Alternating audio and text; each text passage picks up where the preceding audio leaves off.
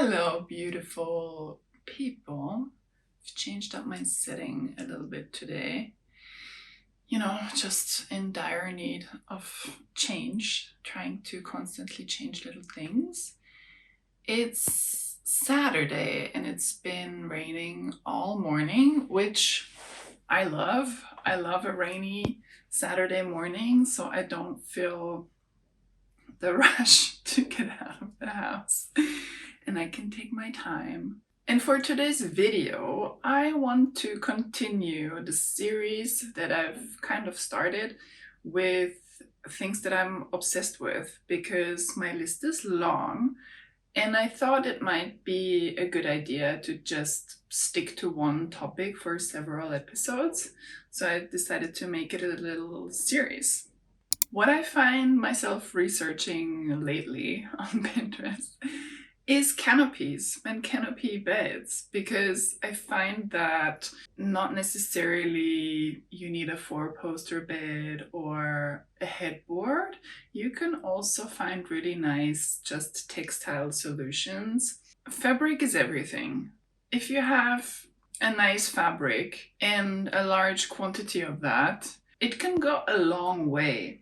And so for me, canopies, since I don't have a headboard, I've been trying to figure out how I could separate my sleeping area a bit more from the rest of the room. And I think not only does it visually separate the sleeping area from the rest of the room, but also for yourself or your own experience, it feels more like a little nest, like a little nesting area. It feels more special and you feel more cocooned.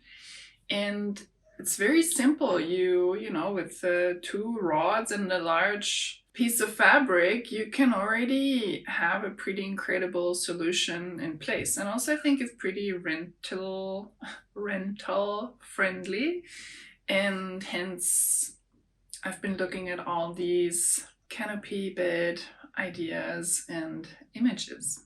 If you follow me on Instagram, you might have seen that I've been working on some textile designs that are made up of blurry flowers, and it's been ruling my life ever since. I see blurry designs everywhere, blurry textile designs first and foremost. I just don't know if it's a trend, if this is happening, or it's just my own perception because I'm more aware of it now.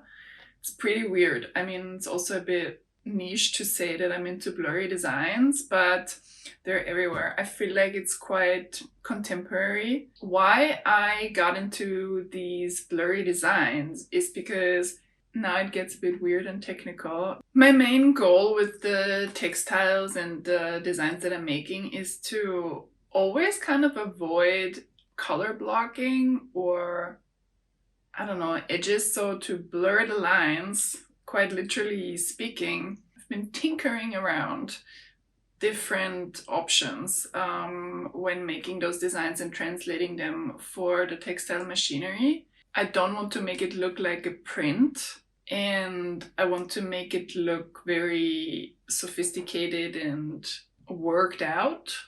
So that's kind of my personal background with the blurry designs and kind of like my motivation to make it work for textiles and how to make it work for my textiles specifically.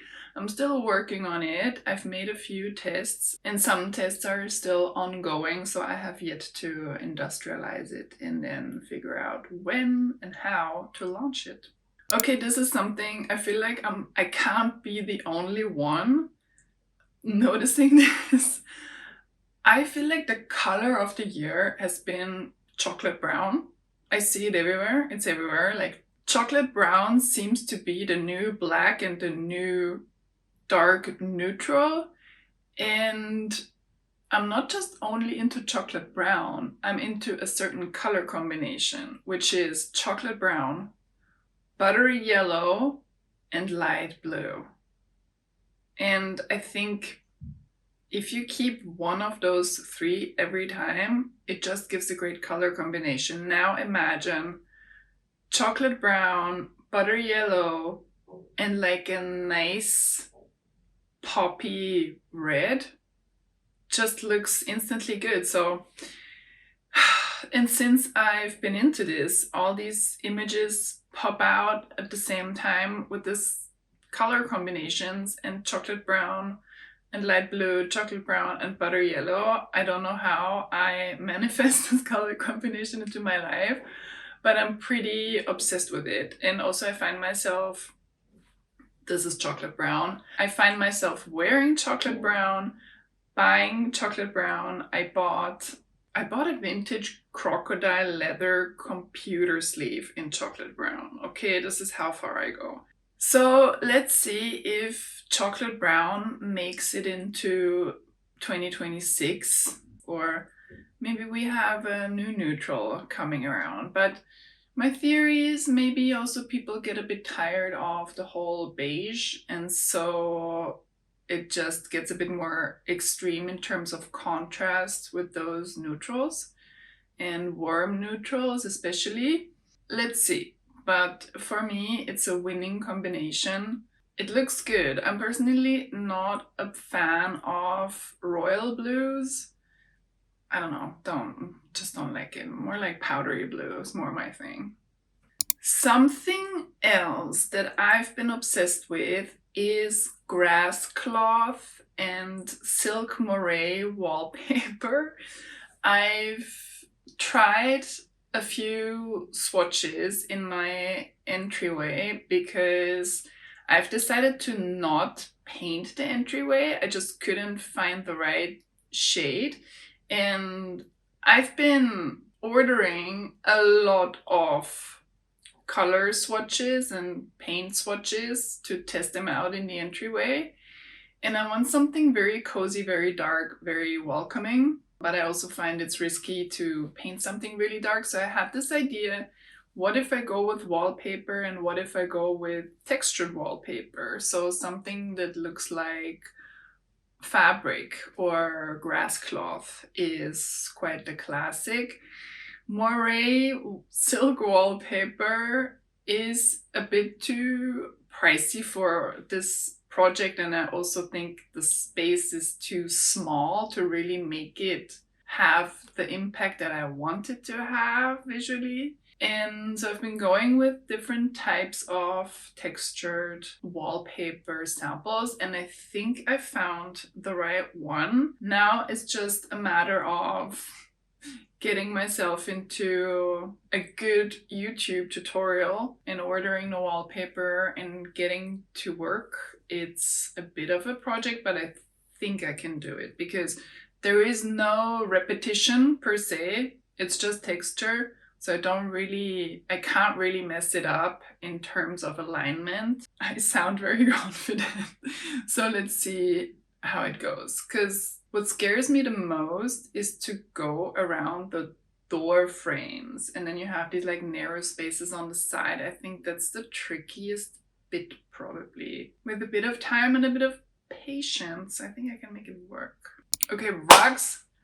Rugs with tiny little motifs that just make your heart happy have always been my thing.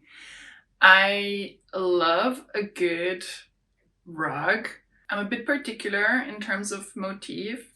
I like it when it's pretty plain, but when it has this little wink to it, you know? So if there are fun tiny motifs with poppy little colors, it's a bit intriguing, it's fun, like it gives personality to the room, it adds joy to the space that you want to spruce up.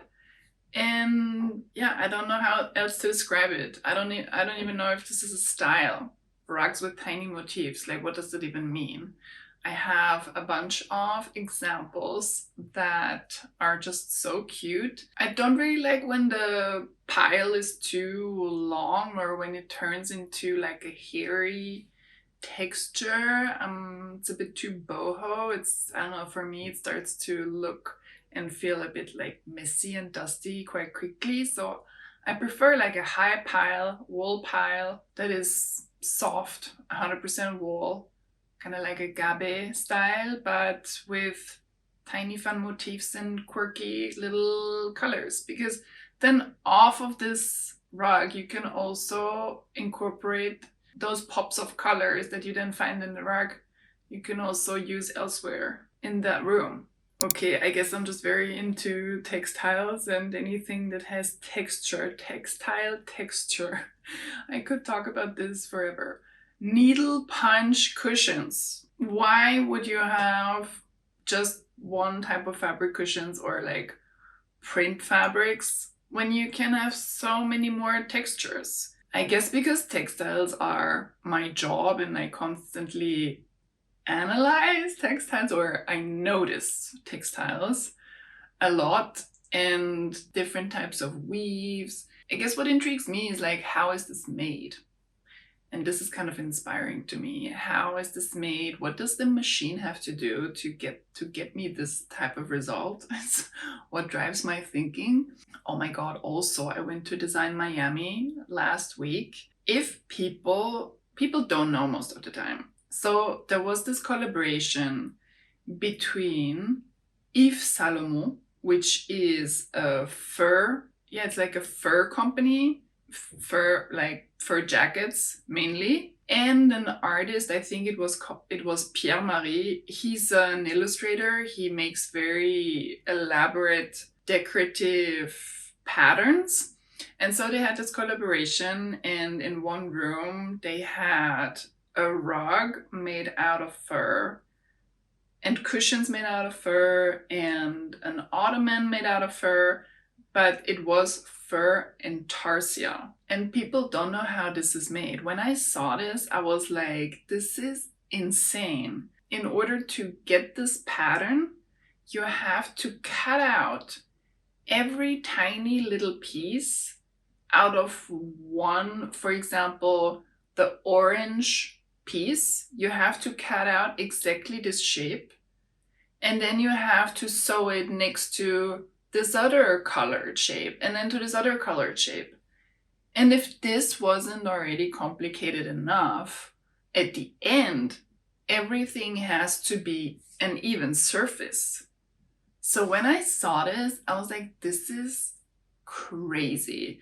The people who manage to get it to that level of perfection is so admirable. And sometimes I feel a bit sad about it, because like, I know, because I'm into knowing how things are made, especially textiles, textile techniques, everything that is some sort of textile surface. So I know that, but it's a bit sad when just people walk in like, oh yeah, it's pretty. And I'm like, no, do you even realize how insane this is? It's not just pretty, it's crazy to make.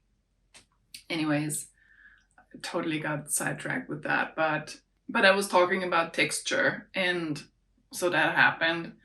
But also for curtains, why would you go for a printed curtain if you can have a nice weave that has little floats or some texture to it other than just a plain weave that is flat? Curtains are the perfect opportunity to have texture because you don't have to sit on it. It adds so much character to the room and such a big surface of where you can use the texture. What happened to footstools? Why don't we use footstools anymore? I've been thinking about this because I don't have a lot of space, granted, and still I'm trying to figure out how can I still have some sort of seating arrangement where I can at least invite somebody over for tea, have the person be comfortable and not just have them sit on like a little ottoman. Like, that's not cozy. Like, that person won't stay for tea that long. But also when I'm by myself. So I think it's kind of this like modular thinking where I'm like, it can also be a larger footstool, so 2 people can use it. Maybe this footstool you have in the middle and not necessarily have a coffee table, because that takes up so much space instantly. So what I was thinking is footstools are really cool because it makes you feel cozy, makes you feel relaxed. If you're by yourself, just watching a show, reading, having tea, or if you have company, it's the coziest setting, especially at this time, autumn is coming around. To put down your tea or your beverage or your little cookies or your piece of cake, you just opt for a little table à point. What is table à point? Okay, it's just a side table. So don't opt for a coffee table if you don't have a lot of space. Just opt for a little side table. So you can have a little side table here or here, depending on, depending on your armchair or sofa even. It takes up so much less space and gives you more space for a footstool. So that's my take. I found some cool vintage footstools on, all the vintage European websites that I'm browsing on a daily basis. I also found like one footstool on a recent exhibition by a German young designer. It's called the kanji stool. It's inspired by a Japanese kanji symbol. What else is there to say? I also feel like maybe next time I still want to talk about my obsessions, but I guess I should talk about my obsessions in a way. Let me know what you think about it. How to replace and upgrade certain things. And this is why I'm obsessed with them. Because yeah, you can go for the basic quick solutions, but with a bit more consideration, maybe there is a slightly better solution. So yeah, so today is Saturday and I guess I'm gonna go to the office now, start editing this video, and then have coffee with my friend. And then in the evening, I'm going to this club. And I'm rarely clubbing, but I'm so excited because there is not a lot of electronic music around here in Paris, especially in clubs. It's mostly French disco or a lot of Afro beats, that kind of stuff, but not really house, deep house, electronic music, which I kind of crave. So I will be going to Silencio. If you know, you know. It's going to be my first time. I'm gonna report back to you. So on that note, I hope you have a great weekend or a great rest of your weekend, a great Sunday. Follow me on Instagram. Give me a little hello if you feel like it or not, if you want to stay quiet. It always makes me happy if you guys leave a comment or let me know what you think. And I see you next time. Bisous.